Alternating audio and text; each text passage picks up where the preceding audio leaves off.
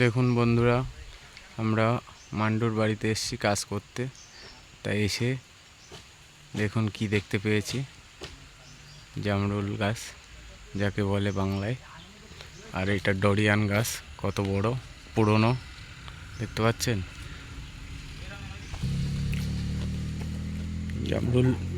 জামরুল পাড়া হয়েছে, এখন খাচ্ছি। আর এটা কি গাছ বলবেন কমেন্ট করে। দেখতে পাচ্ছেন পুরো ডোরিয়ানের মতন দেখতে। তাই এখানে গ্রামের ঘরগুলো দেখতে পাচ্ছেন কি সুন্দর, কি সুন্দর জায়গা, চারিপাশে জঙ্গল, পুরো শান্তি পরিবেশ।